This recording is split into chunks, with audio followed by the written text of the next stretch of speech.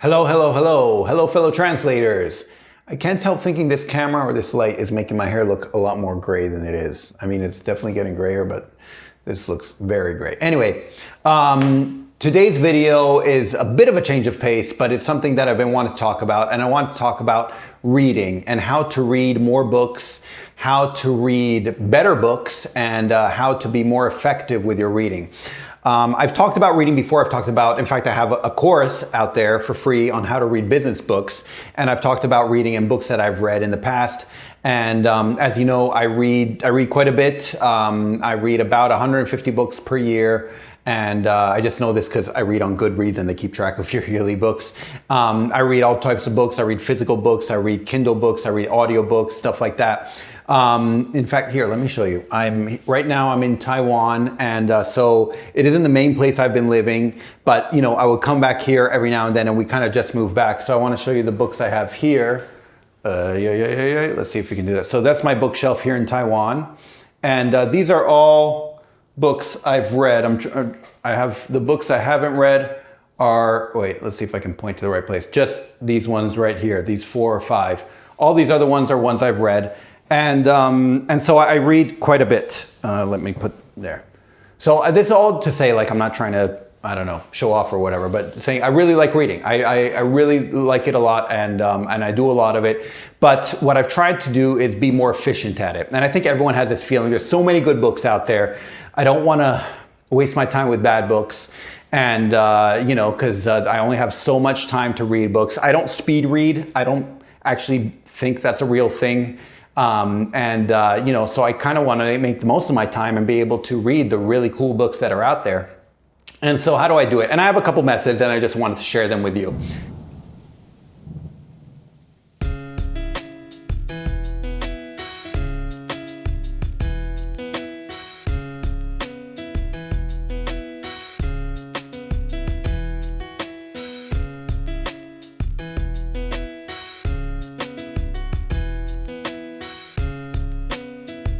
And so first of all, the thing that I'm still working on quite a bit is I don't want to read bad books.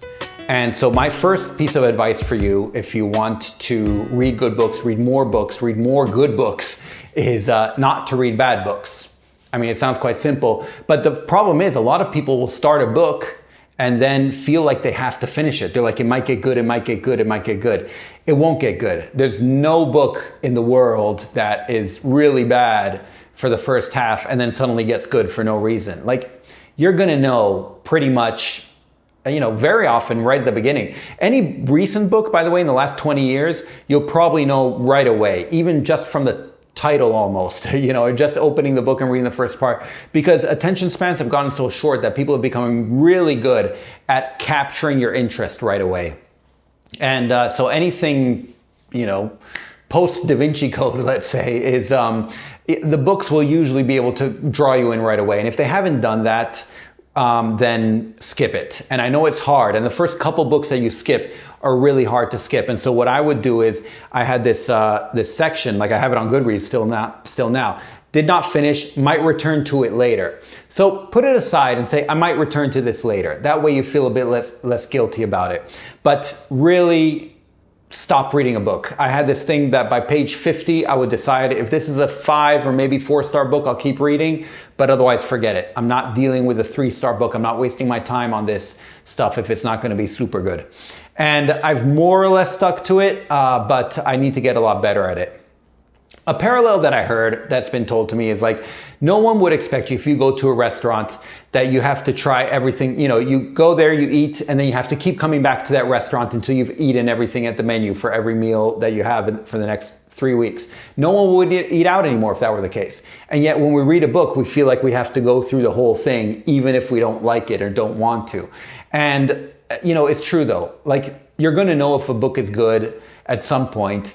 Older books, I like to give them a bit more time to get into, because sometimes it does take some time if you're reading books, you know, from the Victorian or from the 1800s or something like that. Give it some more time, but you'll have a good idea at some point if it's gonna be good or not. And if you don't think it's gonna be good, if it isn't top tier, then get rid of it. You know, or look, if you want to enjoy a mystery thriller, mystery book, something like that, and it's not top tier, but you're enjoying it, then obviously if it sparks joy or whatever, keep reading it. But you know what I mean. If you feel like you're going to be trudging along with this book, you're going to be constantly looking at how many pages are left and how long it'll take you, just don't bother. Don't read a book. That's not worth your time. And spend it on better things, reading better books. And what you should do with books like that, by the way, is throw them away. Or just put them aside. Don't gift them, because then you're wasting someone else's time, and books take up quite a bit of time. So don't do anything like that. I would just toss them aside and, I'm not saying throw it away because it's painful to throw away books, but yeah, get rid of it somehow. Next point. Okay, and I'm going to try to be a lot quicker here because I feel like I'm using too much time. Another thing that I like to do is cluster books. And by cluster, I mean you can cluster by anything, by time period, by author, by topic, whatever it is. So I'll do this I started with business books. Like when I was trying to do sales, I found the top 3 books I could find on sales, and I clustered them. I read them all at the same time, tried to find what they had in common, what they differed on, and all that, and so I could do that. But then other times, like for a while, I was really into ancient Egypt, into the 18th dynasty to be more precise. This is the one with Nefertiti and Tutankhamun and Akhenaten and all those, and the first case of monotheism ever. Anyway, and this was a very interesting dynasty, I thought, and so I was reading anything I could find on it, and I really like this. For a while I was really into it. In fact, I started writing a book. I still have the manuscript somewhere, that took place during this time. And so I like doing that. I like clustering books in that sense, of whatever it might be. Or a certain author that I'm really into, I'll read a bunch of books by that same author or something like that. And I recommend doing that. If you find a book you like, see what you like about it and try to get other books like it. Cluster books in that sense, because it makes life more interesting. Another good thing to do is to read books from different times. So you always have bestsellers and what everyone else is reading, and that's great. But try to read books from different times. Those can be very interesting. I mean, fiction, any book that is fiction, that is classic, there's a reason it has stood the test of time, okay? They had many, many books come out in the 1800s and early 1900s, and we don't hear about most of them. The ones we do hear about, there's a reason for that. And so try to check those out. But also for other books, nonfiction. I love reading business books that were written 100 years ago or something like that. There's so much to learn from them that people are not talking about now. So you can really learn from other things. I love reading business biographies of people like John D. Rockefeller, Cornelius Vanderbilt, stuff like that, because not everyone's reading them. They're not Elon Musk and, they're Jeff Bezos, but they accomplished something.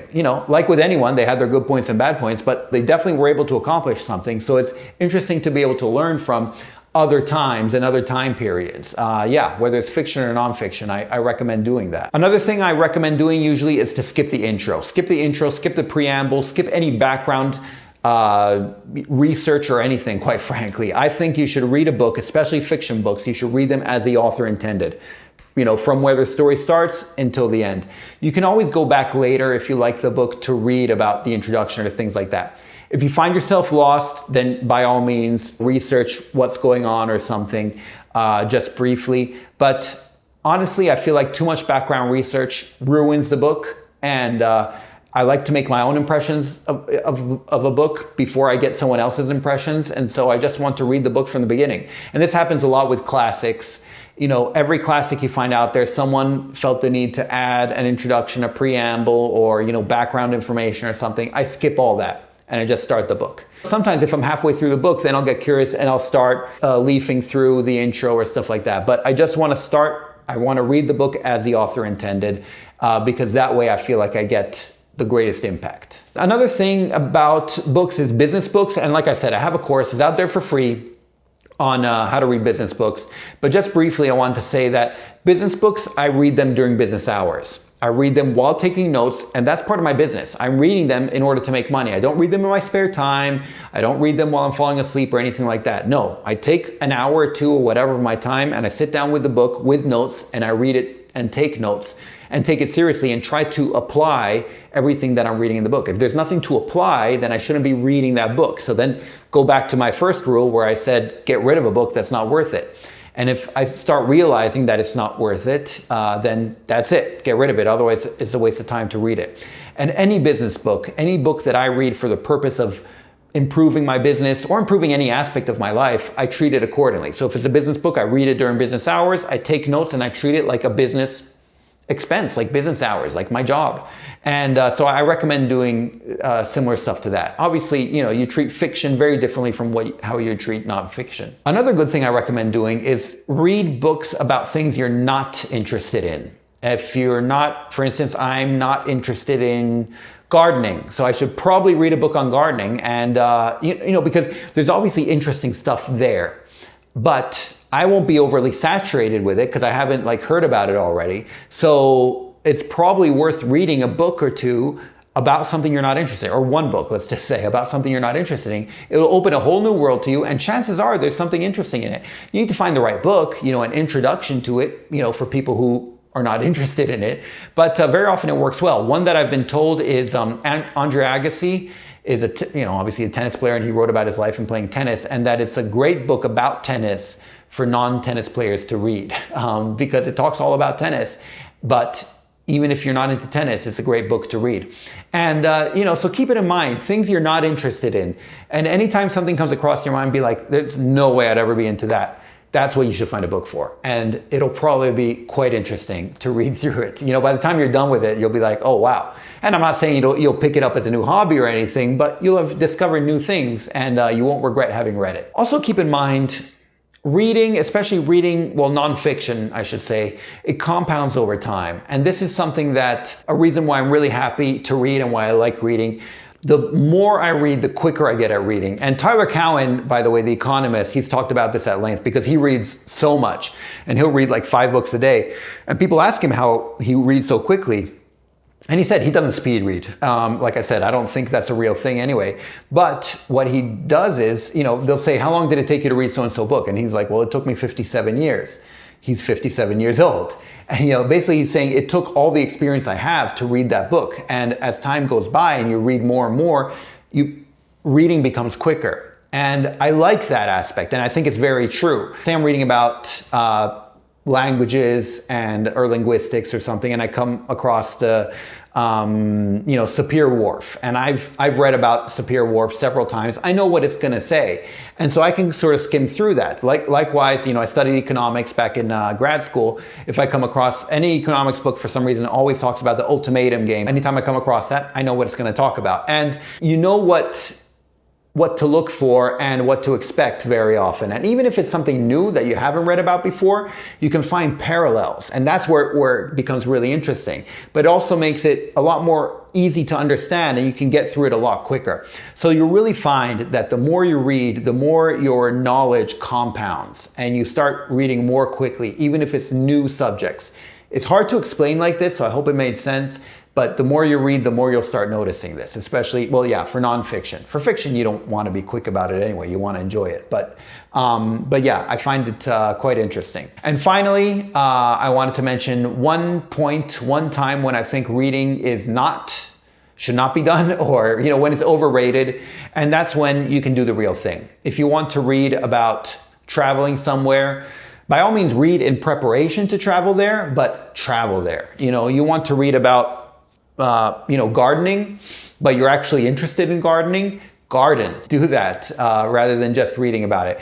And so when you can do the real actual physical thing and you want to, don't read instead of doing it. Do it. If you can do it physically and physically go there and physically be in there, then that's always better than reading, no matter how good the book is. And so, like I said, gardening, you might not be interested in it. So by all means, read a book. But then if that gets you interested in gardening, start gardening. Don't read 5 more books about it, but start gardening itself, because you might find that you actually really like it. Nothing beats doing the real thing.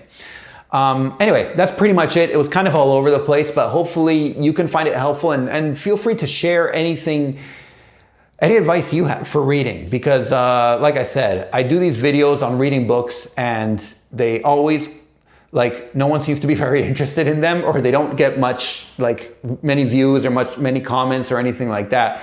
But I just like talking about and discussing it, and it's my channel, so I get to do that. And so I wanted to do that and share a bit of my reading habits and my recommendations in order to be able to read more. And like I mentioned, Goodreads now, I have a did not finish section, and I'm trying to get more of those because I want to get better at getting rid of books completely that I know are not going to be worth my time. And yeah, that's pretty much it. Hopefully you found this useful, and feel free to leave any comments if you want. And otherwise, I'll talk to you next time. Okay, thanks. Bye. Savedum.